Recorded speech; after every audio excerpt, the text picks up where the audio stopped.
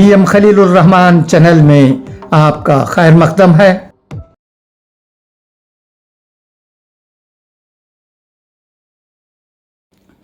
السلام علیکم ورحمۃ اللہ وبرکاتہ۔ امید ہے کہ آپ تمام اللہ کے فضل و کرم سے بخیریت و عافیت ہوں گے۔ دسمبر 2025 کا راہ اعتدال آج ملا ہے۔ ہمیشہ کی طرح اس شمارے میں بھی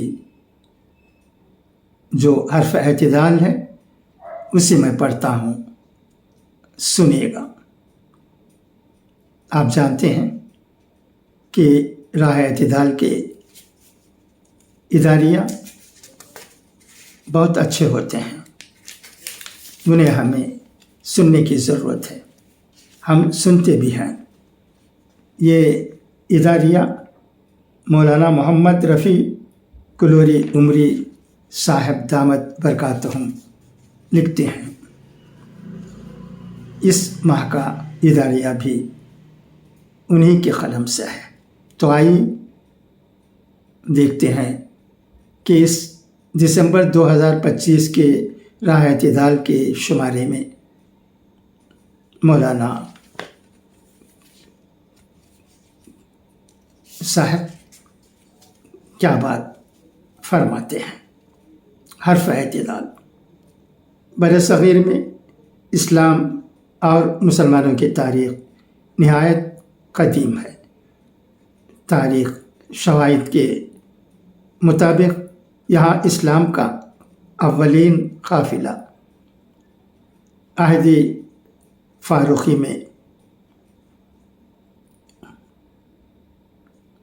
15 ہجری 637 میں پہنچا۔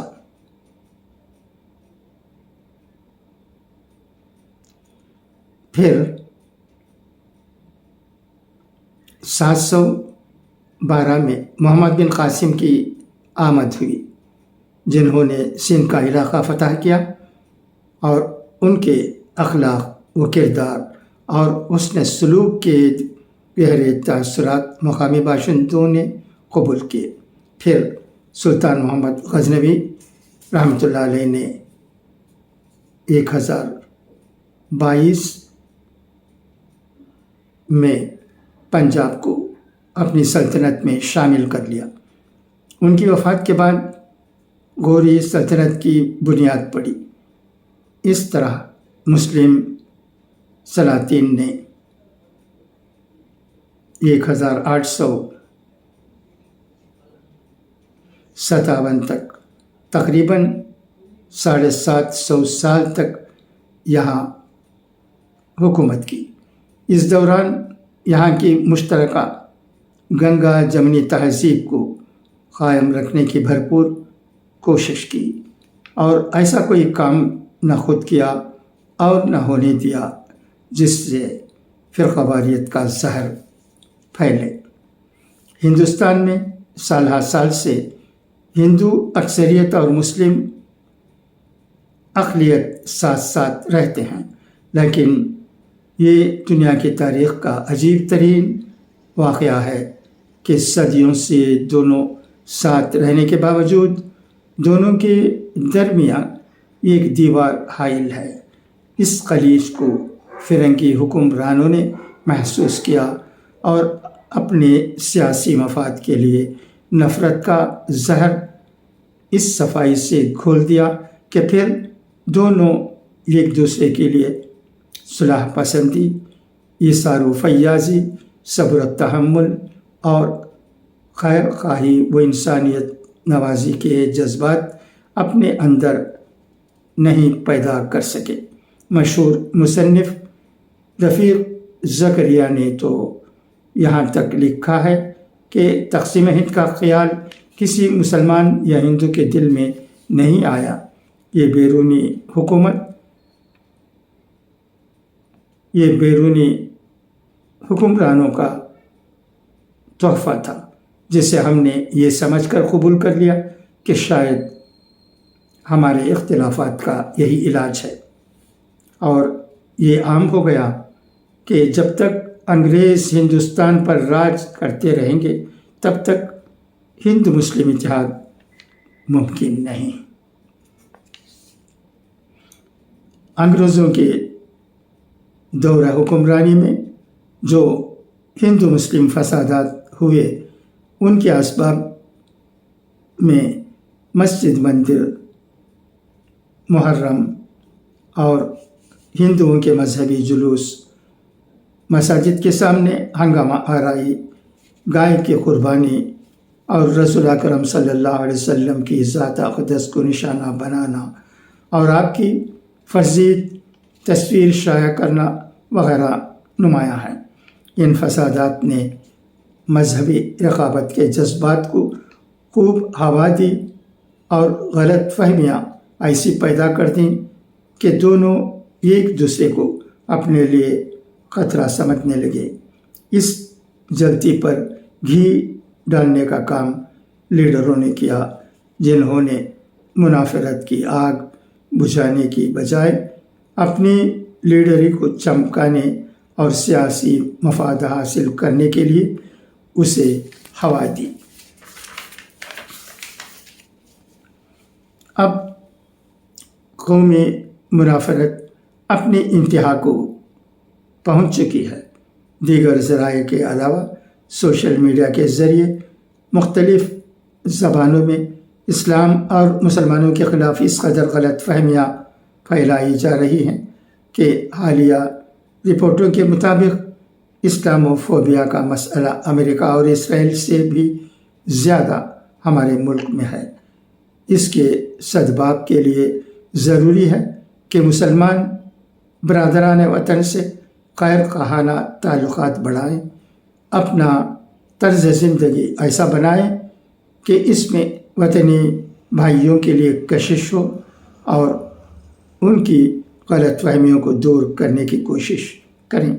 ہمیں سمجھنا ہوگا کہ بقائے باہم اور انسانی بنیادوں پر آپسی تعاون کے علاوہ دونوں کے درمیان کی خلیج کو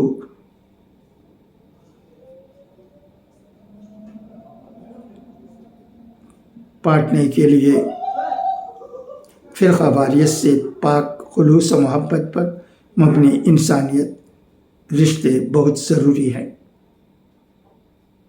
اس وقت ہندوستان میں لگ بھگ 3 لاکھ مساجد ہیں، جن کے تعلق سے برادران وطن میں بہت سی غلط فہمیاں پائی جاتی ہیں۔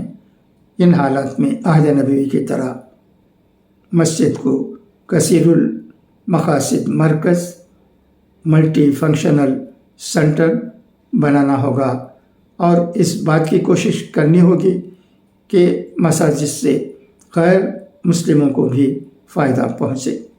مسجد سب کے لیے پروگرام مرتب کر کے برادران وطن کو مدعو کرنا اور تربیت یافتہ مبلغین کے ذریعے انہیں اذان و نماز کے مفہوم اور مساجد کی سرگرمیوں سے واقف کرانا ضروری ہے۔ اسی طرح مساجد کو خدمت خلق کا مرکز بنانے کی طرف بھی توجہ دینی چاہیے۔ اس کے لیے فری میڈیکل کیمپ،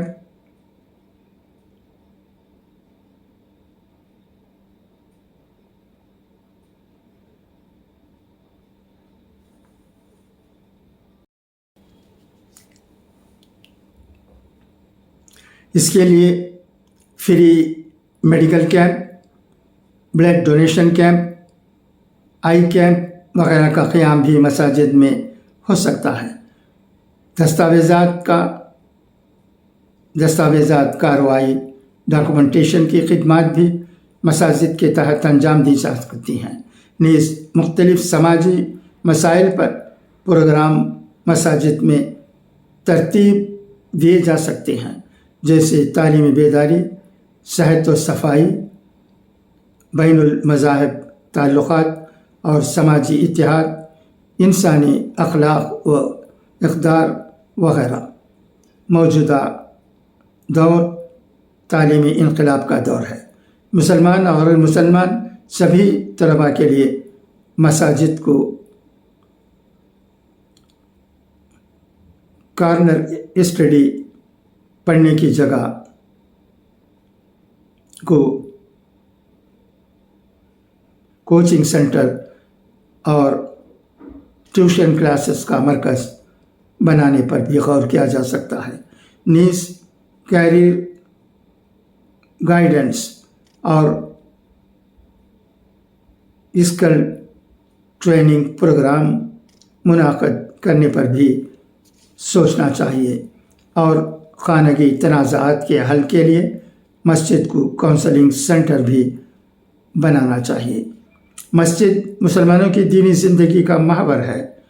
عہد نبوت میں اس سے مرد و خواتین اور بچے بوڑھے سب وابستہ تھے۔ یہ عبادت اور تعلیم و تربیت کا مرکز ہی نہیں، خدمت خلق کا ادارہ بھی تھی۔ صحت مند معاشرے کے لیے ضروری ہے کہ مسجد کے ہمگیر کردار کو ہر جگہ زندہ کیا جائے کہ یہ اسلامی تعلقات کا تقاضا اور وقت کی نہایت اہم ضروری ہے۔